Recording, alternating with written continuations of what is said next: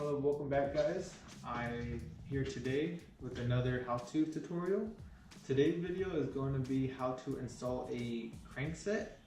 This crankset specifically is going to be a Sram X01 carbon 2018 model.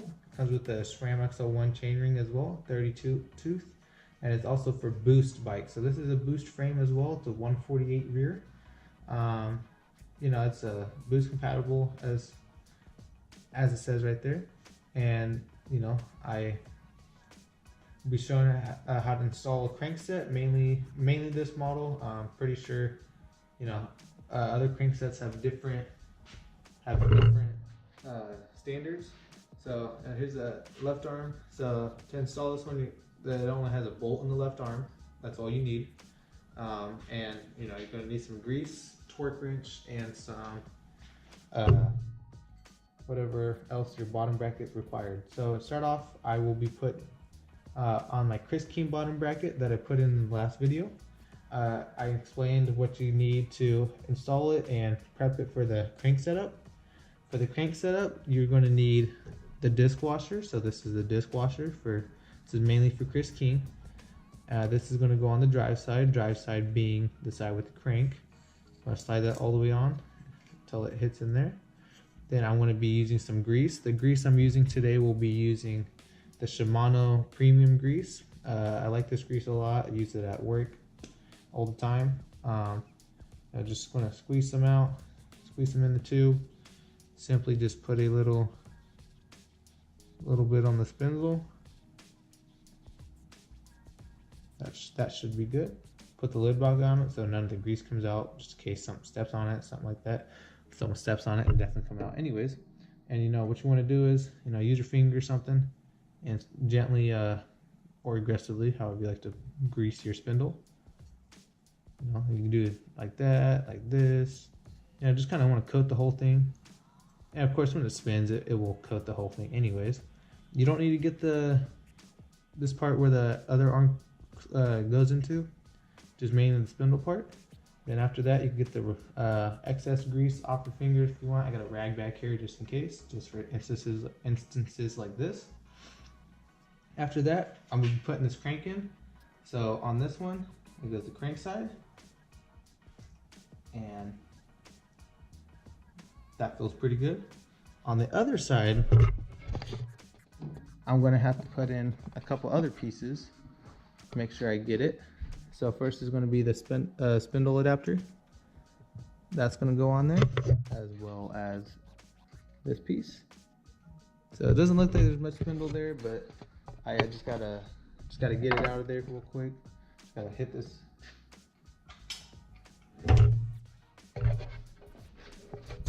All I had to do is push that in there. I just want to show you guys real quick, and then I'm going to put the crank spindle on. So if you want, I'll show you guys how to do that. Kind of want to match it up with the teeth, that way, you know. Ooh, that's even bad. I'm gonna drop my new carbon crank. Put that right there.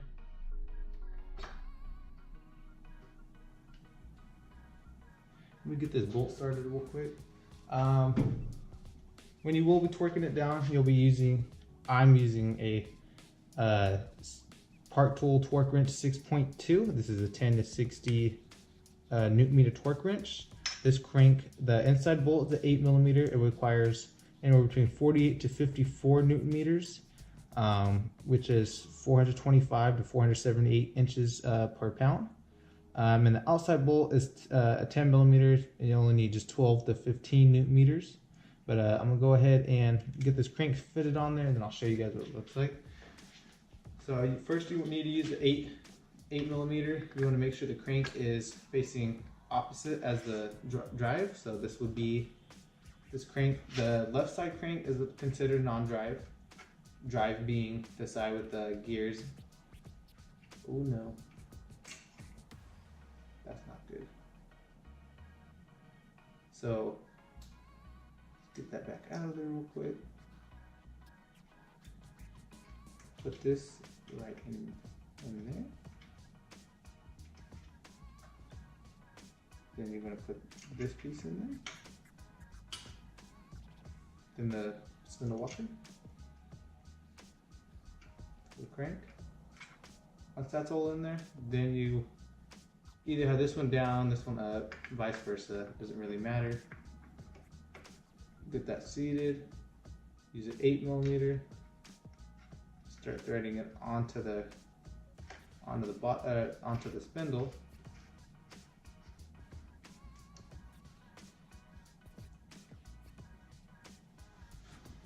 And I'll show you guys what it looks like real quick. Take this out.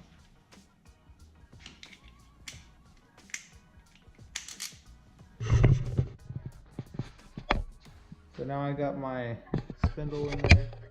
I'm not going to lose that crank arm. I just wanted to give that little tight. Then next I will be using 8mm in there. If I can get in there. I do need to force this down. So see if I can click that in there. Oh, now you guys know what my hand looks like. Move some stuff. Anyway, so what you're going to do is you want to make sure you're going to torque this down, and I will do that real quick.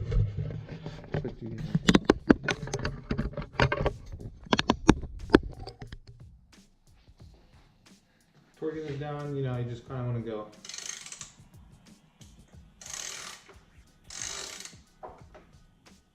I don't know which way it's going.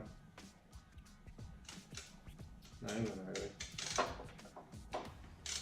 You can honestly just leave the 8mm in there and pedal it. So to make this process go a little bit quicker, I'm going to use a T-handle. Put it in there.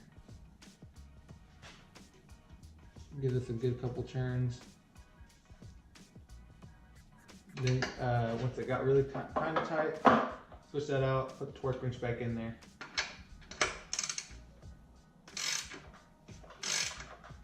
Kind of like a back and forth motion just because I think it's a little bit easier than spinning the whole crank around. So almost at the 48Nm mark, that's where I set the torque wrench at for now.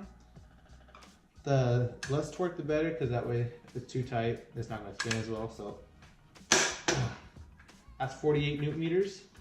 See if there's any play in the cranks. If there's play in the cranks, then I either need to go a little bit tighter or add one of the spindle washers that the Chris King bottom bracket came with. Nope. Does it feel like there's play in there? Spins pretty good. Look, bam. You know, after a while, when you work it, the bottom bracket in, it should feel a lot better. Especially, I mean, it feels pretty smooth, but then it should be spinning a little bit longer after that once it breaks in.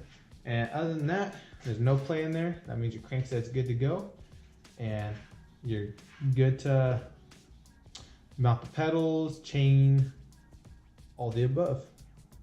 If you guys have any questions, you know, just comment down below. I will try to help you guys out if I can. Yeah, this bike build is gonna be pretty sick. Let's see it. I don't want to spoil anything. I want to leave you guys hanging. I'll probably leave you guys hanging, you know. Other than that, that's how you install a Sram XL1 crank. I'm pretty sure it's the same thing for XX1, GX, and NX, as long as it's a 24mm spindle and the bolt's on the same side. Even if it's just if the bolt's the same side, you should do that. I did mention that there is two torque settings, so if you guys want, I will torque down the other side real quick. I'll get the 10mm. 10mm, go back to 10Nm. You know, I almost forgot. That would have been really bad. Never forget, torque something down. 10Nm, and I will put this in here. Do the exact same spinning method. Already torqued down, good to go. Perfect. Look, back on track. Anyway, so you know, thanks for watching this video. Hopefully it helped you guys. I know it kind of helps me, so I know how to do it. Make sure you guys do whatever you like to the video. You dislike it, like it, I don't really care. I'm trying to help. I'm here to help you guys. I tell you what, here's a little fact. X01 crank is the start of the carbon cranks for the Eagles, which means it's expensive. You should definitely get it. For an all-enduro bike, almost downhill bike, kind of using something like that, I recommend getting the X01 crank other than the XX1 crank. XX1 crank is lighter, but it's not as strong as these bad boys. So, you know what? I'm running these bad boys. It's okay. Fine with me, right? Anyways, other than that, if you have any questions, put them in the comments below. I'll try to get back to you, and I will see you guys later. Bye.